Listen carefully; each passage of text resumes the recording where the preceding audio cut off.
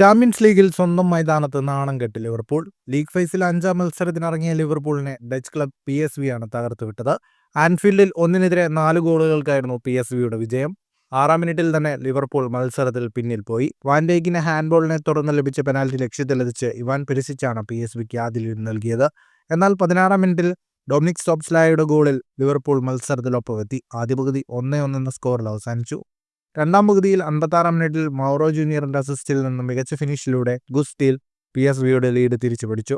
തുടർന്ന് പകരക്കാരനായി ഇറങ്ങിയ ചോയിബ് ഡ്രിയോയച്ച് ലിവർപൂളിന്റെ പരാജയത്തിന്റെ ആഴം കൂട്ടി. ഇറങ്ങി 3 മിനിറ്റിനുള്ളിൽ ഗോൾ നേടിയ 23-കാരനായ മൊറോക്കൻ താരം 91-ാം മിനിറ്റിൽ ഡസ്റ്റിന്റെ അസിസ്റ്റിൽ നിന്നും ഗോൾ കണ്ടെത്തി ഡച്ച് ക്ലബിന്റെ വിജയം പൂർത്തിയാക്കി.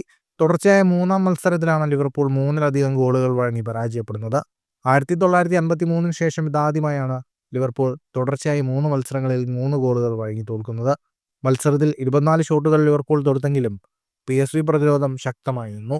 നിലവിൽ ചാമ്പ്യൻസ് ലീഗിൽ 9 പോയിന്റുമായി ലിവർപൂൾ 13-ാം സ്ഥാനത്തും 8 പോയിന്റുമായി PSV 15-ാം സ്ഥാനത്തുമാണ്. ഫുട്ബോൾ ലോകത്തെ കൂടുതൽ വാർത്തകൾക്കും വിശേഷങ്ങൾക്കുമായി സ്പോർട്സ് കഫേ സബ്സ്ക്രൈബ് ചെയ്യുക.